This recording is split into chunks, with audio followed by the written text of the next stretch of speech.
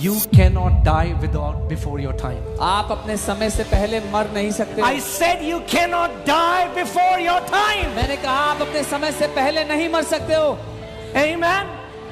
Nobody in this church is going without fulfilling the assignment God has given you. कोई भी इस कलीसिया का सदस्य समय से पहले वापस नहीं जा रहा उस काम को खत्म करे बिना जो परमेश्वर ने आपको सौंपा है। Do you पहली know, बात, every family will become beautiful where a wife submits to husband, the husband submits to Jesus, the kids submit to mom and dad. It will be heaven on earth. That will be a beautiful family. हर एक परिवार खूबसूरत होगा जहां पर पत्नी अपने पति के अधीन समर्पित हो, वो पति प्रभु यीशु के अधीन समर्पित हो।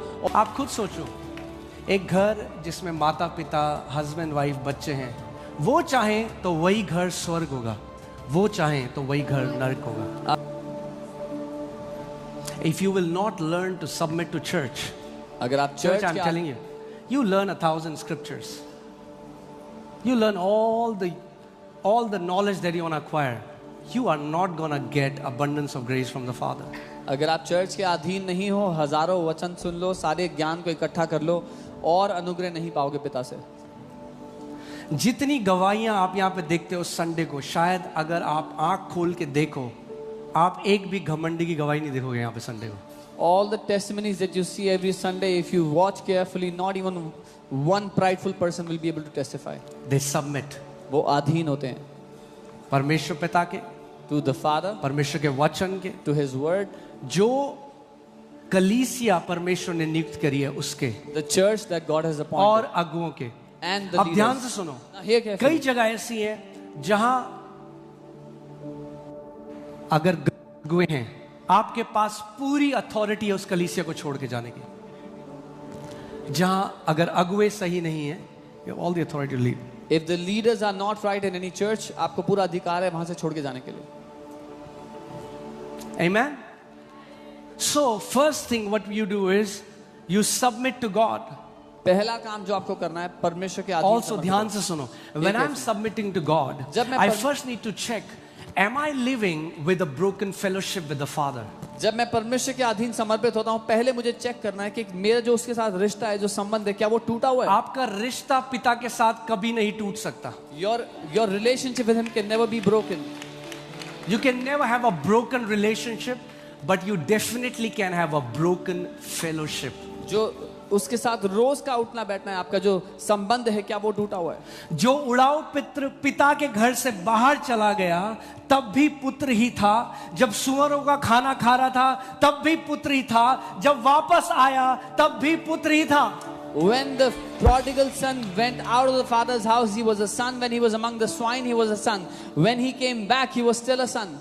But because he was living in broken fellowship with the Father, he was living a miserable life. पर क्योंकि पिता के साथ वो टूटी हुई सहभागिता में जी रहा था, वो एक दयनीय हालत में था। Are you guys alive? जीवित हैं? मैं आपको क्या कह रहा था, ये मैसेज मेन उन लोगों के लिए है जिनको डॉक्टर ने बहुत कम समय दिया है। I am teaching you something that will 100% break the power of devil over your life. मैं आपको बता, this message is for those whom the doctors have given very less time. ये संदेश 100% आपकी जिंदगी से शैतान की ताकत को तोड़ देगा। Amen. सबसे पहली चीज अपने चमत्कार को पाने से पहले, सबसे first thing that you need is humility. The first thing before getting your miracle is humility, Namrata. And humility means teachability. और नम्रता का अर्थ है कि आप सीखने के लिए तैयार हैं, इच्छुक हैं। Amen. Teachability. सीखने के लिए तैयार हैं। You can submit. आप अधीन आज के टाइम में आप क्या देख रहे हैं? What do we see today? There's a broken order. There's a broken order. God had said divine order. परमेश्वर ने एक अलौकिक क्रम ठहराया था जो टूटा हुआ है अभी। Jesus, the head of every family. यीशु हर परिवार का सर है। Then man, the head of that family. फिर पुरुष जो उस परिवार का सर है। Then the wife. What do you see today? आप आज क्या देखते हैं? Rebellion called feminism. विद्रोह जिसको फेमिनिज्म कहा जाता है।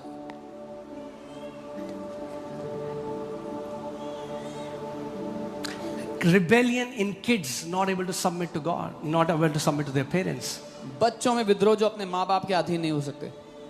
Rebellion in church members when they cannot submit to their leaders. It's the same spirit which started in heaven when Lucifer rebelled against God, and it trickles down to every relationship. कलीसिया में सदस्य जो अपने अगुओं के अधीन नहीं हो सकते, ये वही आत्मा है जो शैतान के द्वारा शुरू हुई थी विद्रोह करने की और सब में आ रही. Amen.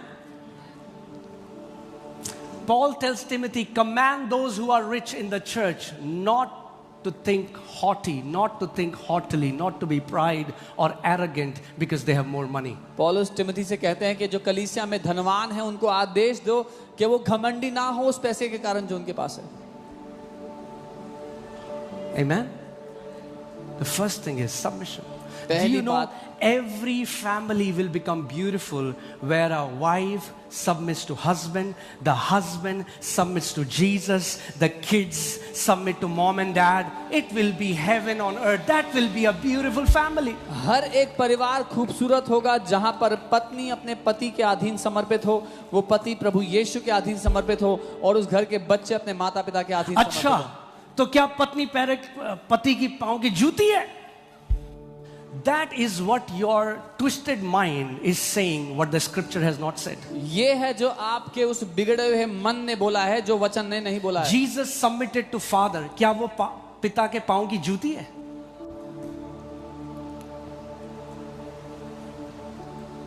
No. Hear this carefully. I don't know why I'm saying this today. ध्यान से सुनना. मगर वो घर जहां पे पत्नी हेड बनना चाहती है, वो नरक होती है वो परिवार. A house where the woman wants to be the head, that house will be like If you hell. don't like me saying that, you are free to leave. अगर ये पसंद नहीं आ रहा तो मैं बोल रहा हूँ तो आपको आजादी है जाने की. But God's family has to be like God's family. लेकिन परमेश्वर के परिवार को परमेश्वर के परिवार की तरह होना होगा. Amen. Hallelujah. Now, am I saying? I don't know why I'm going there, Lord. Bring me back to my message. But hear this. सुनिए, There are abusive husbands, but that's not the norm. Don't take one wrong example and normalize it for everyone. ऐसे पति हैं जो मारपीट करते हैं पर वो स्टैंडर्ड बना के सब पर लागू मत कर दो कि सारे पति ऐसे होते हैं. प्रभु ने सेट किया है order. God has ordained this.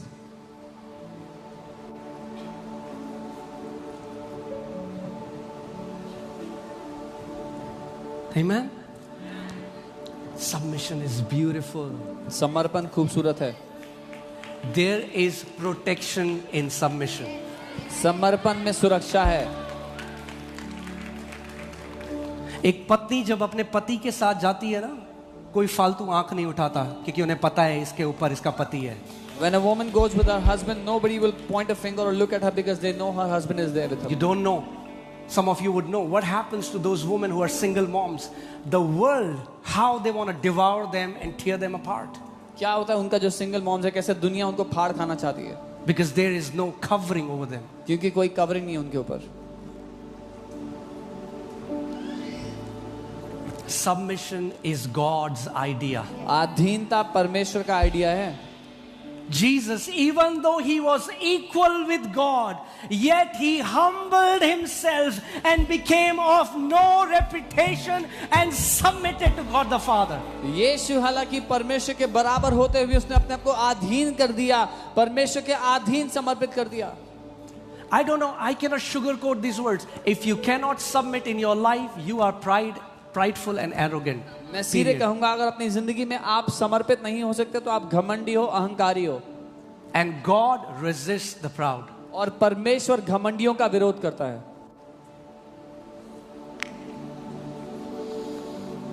Hallelujah. Simple. Tell me one thing. I want to ask you this question. एक सवाल करता हूं. Is God love and graceful? Why did he kick Satan out of heaven? क्या परमेश्वर प्रेमी है, अनुग्रह से भरा है?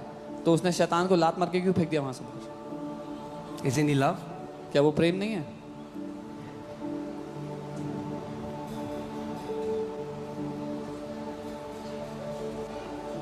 Because pride can twist people's heart that no longer will they submit to anyone in their life. क्योंकि घमंड लोगों के दिल को ऐसा मरोड़ देता है कि वो दोबारा किसी के भी अधीन नहीं हो पाएंगे जिंदगी में.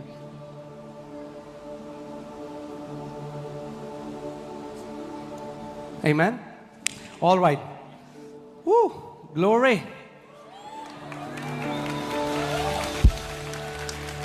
I'm telling you, humility is so beautiful. नम्रता बहुत खूबसूरत है. Amen. मैं, just because I'm leading this church, I'm not saying this. God knows my heart. I'm telling you with all my heart, I've seen the lives of people who submit. मैं सिर्फ इसलिए नहीं कह रहा कि मैं इस कलीसिया की अगुवाई करता हूं, लेकिन मैंने अपने दिल से कह रहा हूं, मैंने उन लोगों की जिंदगी देखी है जो समर्पित होते हैं. And those who don't, और जो लोग नहीं होते हैं समर्पित, who are rebellious. जो विद्रोही होते हैं. Okay, let's see this. Romans 5:17. For if by one man's offense death reigned through the one, hear this, much more those who receive the abundance of grace. That means abundance of grace automatically doesn't work for you. You will have to receive it. क्योंकि जब एक मनुष्य के अपराध के कारण मृत्यु ने उस एक के द्वारा सब पर राज किया, तो जो लोग अनुग्रह की बहुतायत को ग्रहण करते हैं, आप अनुग्रह की बहुतायत को ग्रहण कर सकते हो. And hear this. सुनिए, You cannot receive anything which God has not already given you first. आप ऐसा कुछ भी ग्रहण नहीं कर सकते जो परमेश्वर ने आपको पहले से ही नहीं दे दिया है.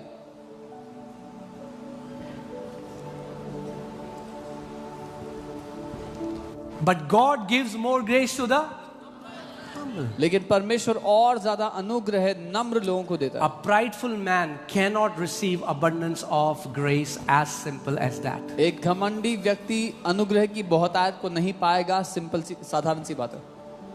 If you have another sign of a prideful person is if you have an opinion about anyone and everything except yourself, you are under the spirit of pride. एक और चिन्ह है घमंडी लोगों का, उनकी हर एक चीज के बारे में, हर एक व्यक्ति के बारे में कुछ ना कुछ राय है अपने को छोड़ के.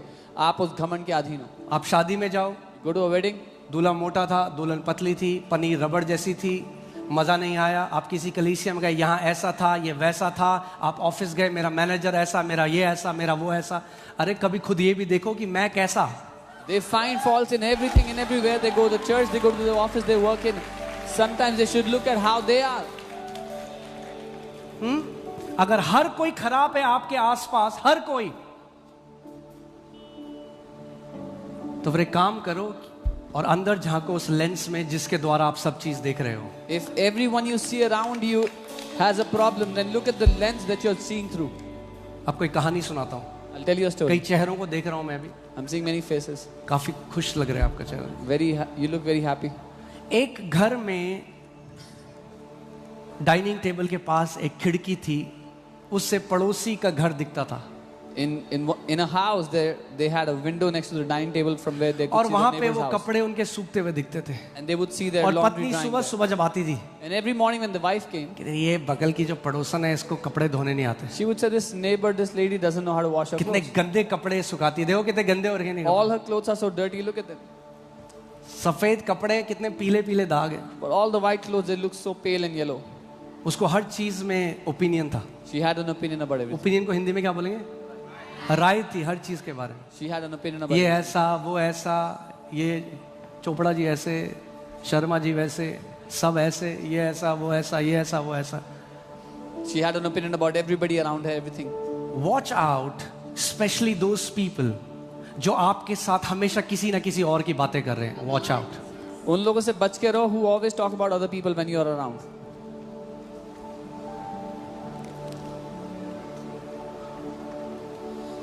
और एक दिन वो सुबह आई और अपने पति को बोला, ओह चलो फाइनली इसको कपड़े धोने आ गए, आज देखो कपड़े कितने व्हाइट हैं. So one morning she came and she said, इसको now she knows how to wash clothes. Look at the white clothes now. उसके पति ने कहा, आज मैंने अपने शीशे साफ करे हैं. The husband said, today I have cleaned the window panes. I have cleaned the glasses. वो कपड़े तो साफ ही थे हमेशा से, मगर जिस शीशे से वो देख रही थी वो गंदा है. कई बारी इस शीशे को साफ होना बहुत जरूरी है. The clothes that she was drying were always clean, but the window panes were dirty, and sometimes this glass, this lens has to be cleansed.